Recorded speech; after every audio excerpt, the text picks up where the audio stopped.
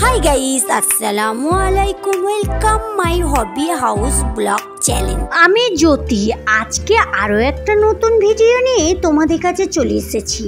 আশা করি এই ভিডিওটা তোমাদের দেখতে খুব ভালো লাগবে। ভিডিওটা পুরো দেখার জন্য অনুরোধ রইল।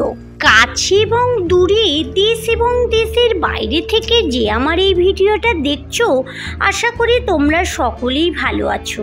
আলহামদুলিল্লাহ আমিও খুব ভালো আছি। সকালে উঠে চা খেয়ে চলে এসেছি ছাদে। একটু গাছের সাথেও দেখা করে নেব, আর পাখিকে আর মুরগিকে খাবারটাও দিয়ে দেব। দেখো নয়নতারা ফুলগুলো বেশ ভালোই ফুটেছে, দেখতেও সুন্দর লাগছে। আজ যাব ছেলে মেয়ের স্কুলে, তার জন্য সকাল সকাল আমি রান্নার রেডি করে নিয়েছি। আমি এখন রান্না করব না, তো স্কুল থেকে এসেই রান্না করব। এখন আমি সব জোগাড় করে রেখে যাব, এসে জোগাড় করতে রান্না করতে অনেক লেট হয়ে যাবে। ছেলেকে রেখে এসে দেখছি প্রচুর পরিমাণে বৃষ্টি হচ্ছে, আর ছেলেকে রেখে আসার সময় একটা অনেক বড় দুর্ঘটনা হয়ে গেছে। তোমাদের একটু শোনাই, আর চলো রান্নাটাও কমপ্লিট করে নিই, অনেক দেরি হয়ে গেছে। এখন আমি এখানে কাঁকরোল দিয়ে আলু দিয়ে ভাজি করব।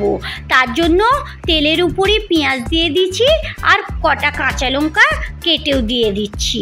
চলো, স্কুল থেকে আসার সময় এক মহিলা, তার বৃদ্ধ মা হয়তো হবে এবং শাশুড়ি হবে, জানি না কি হবে, সে স্কুটি করে আসছিল।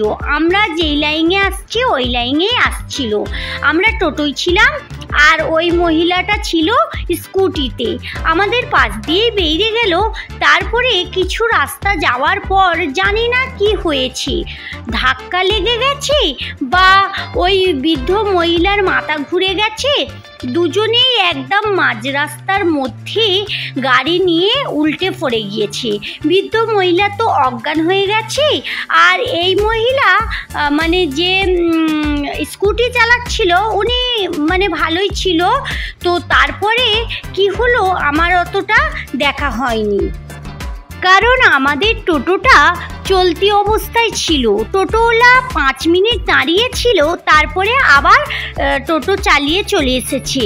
আর ওখানটা ছিল একদম হাই রোডের উপরে, আর ওখান ঘরের লোকেরা সব হাত দেখিয়ে বড় বড় গাড়িদের দাঁড় করিয়ে দিয়েছে। তখন সেই মুহূর্তে কিন্তু কোনো বড় গাড়ি আসেনি। এটাই মহান আল্লাহ তাআলার কাছে শুকরিয়া। ওই মহিলাদের কোনো বড় দুর্ঘটনা হয়নি। ওখানকার লোকেরা হয়তো ওনাদের তুলে পাশে দাঁড় করিয়ে একটু পানি টানি দিয়েছে। জানো তো, এইরকম কোনো দুর্ঘটনা দেখলে আমার সারাটা দিন এইভাবেই কাটে। যাই হোক, তোমাদের সঙ্গে কথা বলতে বলতে আমার রান্না কমপ্লিট। যে সকল বন্ধুরা এই মুহূর্তে আমার ভিডিওটা দেখছো কিন্তু একটা লাইক দিতে ভুলে গেছো, প্লিজ একটা লাইক দিয়ে দাও।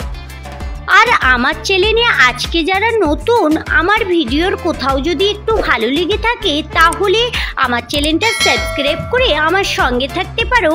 আর যারা এই কাজটা করে রেখেছো তাদেরকে অসংখ্য ধন্যবাদ। বন্ধুরা, তোমরা তো জানো আমি গাছ পাগল, তাই স্কুল থেকে আসার পথে গাছ বিক্রি হচ্ছিল।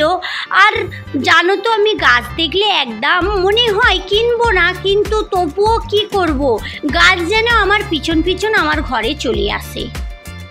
কিন্তু আজকে আমি বেশি গাছ কিনিনি, অল্পই গাছ কিনেছি, আর দুটো টবও কিনেছি। কারণ আমি স্কুলে রাখতে গিয়েছিলাম, বেশি পয়সা নিয়ে যাইনি, এই অল্প পয়সা নিয়ে গেছিলাম। আর ভাবলাম কিনবো না, তবুও এই 3টে গাছ পছন্দ হয়ে গেল, নিয়েও নিলাম। এটা হচ্ছে টেবিল টি। ওনারা বললো এই গাছটা নাকি মানে ইনডোর প্ল্যান্ট, ঘরের ভিতরেও রাখা যাবে। আর এখানে দুটো টবও কিনে নিয়েছি, একটা নিয়েছি বেগুন গাছ, আর একটা নিয়েছি চন্দ্রমল্লিকা। বেগুন গাছ আগের বারে এনেছিলাম, কিন্তু সব মারা গিয়েছে, দুটো বেঁচে আছে, তার জন্য একটা বেগুন গাছও নিয়ে নিলাম। আর এখানে দেখো আমার ব্যালকনির যে স্ট্যান্ডের উপরে যে অ্যালোভেরা গাছগুলো আছে, এখন আমি ওই পাশেতেই রেখে দেবো ছায়াতে।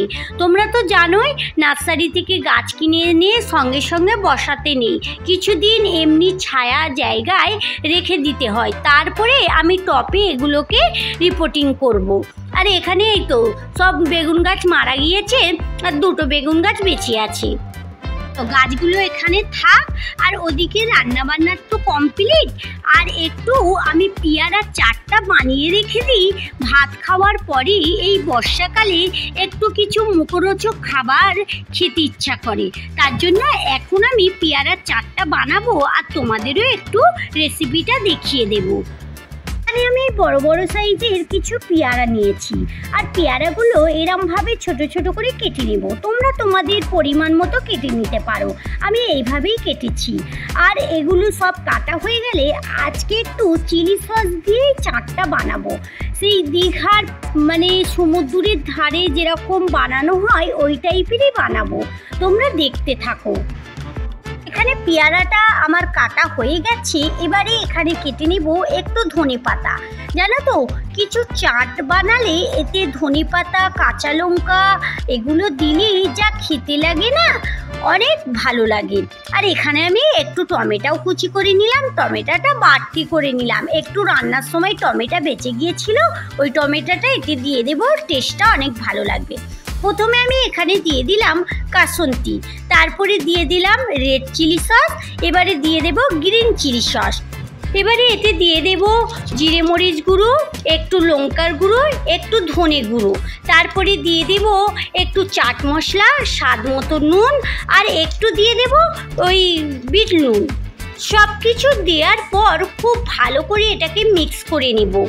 জানো তো বন্ধুরা, এরকম যদি পেয়ারার চাট তোমরা বাড়িতে করে খাও অনেক ভালো লাগবে। তাহলে বন্ধুরা চলো আজকের মতো ভিডিও এই পর্যন্তই, দেখা হচ্ছে নতুন কোনো ভিডিওর সঙ্গে। ভালো থেকো, সুস্থ থেকো, সাবধানে থেকো, ভালো লাগলে লাইক কমেন্ট শেয়ার করো। যারা এতক্ষণ আমার সঙ্গে থাকলে, আমার ভিডিওর কোথাও যদি একটু ভালো লেগে থাকে তাহলে আমার চ্যানেলটা সাবস্ক্রাইব করে আমার সঙ্গে থাকতে পারো। Thank you.